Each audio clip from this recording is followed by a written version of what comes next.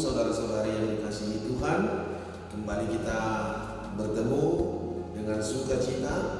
Dan sebelum kita melakukan aktivitas kita sepanjang hari ini, maka kita akan diberkati melalui firman Tuhan yang akan menyertai kita dalam melakukan segala aktivitas sepanjang hari ini. Sebelum kita mendengar firman Tuhan, mari kita berdoa. Kasih karunia dan damai sejahtera dari Allah Bapa kita dan dari Tuhan Yesus Kristus menyertai kamu. Amin. Firman Tuhan yang menjadi perenungan pada hari ini, Kamis 7 Maret 2024, diambil dari Injil Yohanes pasalnya yang ke-6, ayatnya yang ke-63. Yohanes pasalnya yang ke-6, ayat 63, demikian firman Tuhan. Rohlah yang memberi hidup, daging sama sekali tidak berguna. Perkataan-perkataan yang kukatakan kepadamu adalah roh dan hidup. Demikian indah firman Tuhan. Bapak, Ibu, saudara-saudari yang dikasihi oleh Tuhan kita Yesus Kristus, apa yang menjadi dasar bagimu untuk mengikuti Yesus? Apa yang menjadi motivasi bagi kita sehingga kita bersedia untuk mengikuti Yesus dan percaya kepada Tuhan Yesus sebagai juru selamat kehidupan kita? Ini menjadi konteks pergumulan yang ditunjukkan oleh firman Tuhan kita pada hari ini. Ketika para murid Yesus, ketika orang banyak yang mengikut Yesus, kemana saja Yesus pergi, ada banyak orang yang pada akhirnya mengikut Yesus dan ingin bersama-sama dengan Yesus. Ketika melihat orang banyak itu, Yesus mengetahui apa yang ada di dalam hati mereka. Sebagian dari para pengikut Yesus itu begitu terkesima ketika Yesus bisa memberi makan 5.000 orang. Ini bisa kita lihat dalam pasal yang ke-6, di mana Yesus memberi 5.000 orang makan. Sebagian dari pengikut Yesus itu takjub akan mujizat yang dilakukan oleh Yesus, di mana Yesus bisa menyembuhkan orang yang sakit.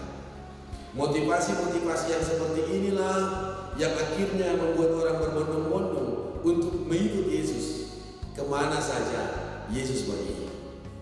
Dan pada saat itulah ketika Yesus memiliki kesempatan untuk memurnikan kembali motivasi dari orang-orang yang datang kepada Yesus, supaya mereka mengerti dan menghidupi bahwa percaya kepada Tuhan Yesus, mengikut Yesus bukan hanya untuk memenuhi keinginan hati kita.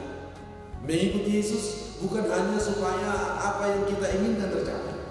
Mengikut Yesus bukan berarti kita akan menerima jawaban-jawaban doa kita atas kerinduan kita untuk disembuhkan dari sakit penyakit, atas kerinduan kita untuk dipulihkan secara ekonomi. Tapi sebenarnya pengikut Yesus itu sudah menerima anugerah yang sangat luar biasa, bahwa ketika kita percaya kepada Yesus, kita sudah memiliki kehidupan kekal. Sehingga dengan pertemuan Yesus bersama-sama dengan orang banyak ini, akhirnya Yesus menyadarkan kembali mereka. Akhirnya Yesus memberi petunjuk yang benar bahwa seorang pengikut Yesus harus hidup benar-benar sesuai dengan kehendak Tuhan. Firman yang menyapa kita pada pagi hari ini berkata, rohlah yang memberi hidup, daging sama sekali tidak berguna. Perkataan-perkataan yang kukatakan kepadamu adalah roh dan hidup. Perkataan ini diucapkan oleh Yesus karena motivasi orang-orang banyak mengikut Yesus seperti yang saya katakan tadi. Mereka datang kepada Yesus untuk disembuhkan. Mereka datang kepada Yesus untuk diberi makan. Mereka datang kepada Yesus untuk dipulihkan dari keadaan mereka yang kurang baik, keadaan mereka yang memiliki masalah kehidupan, masalah sosial. Lalu mereka datang kepada Yesus berharap supaya Yesus memulihkan kehidupan mereka. Keinginan-keinginan daging itu, keinginan-keinginan duniawi itu akhirnya diperbaharui oleh Yesus.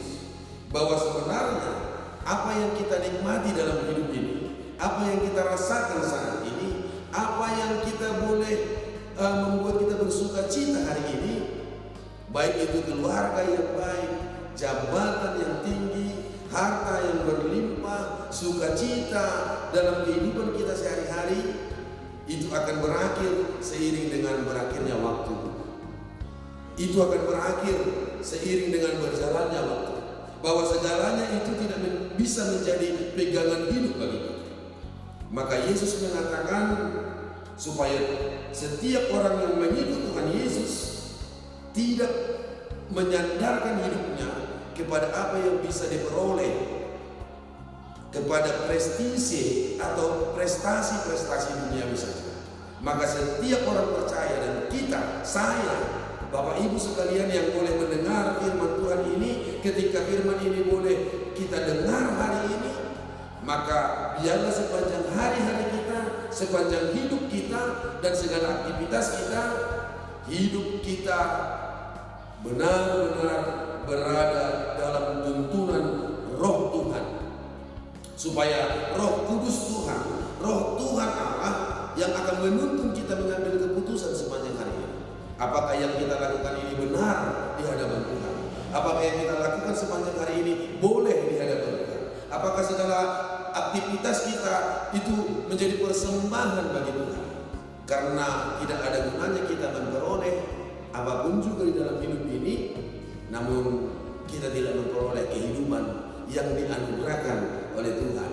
Maka dalam hari yang penuh sukacita ini, izinkanlah Roh Tuhan menuntunmu, menuntun kita.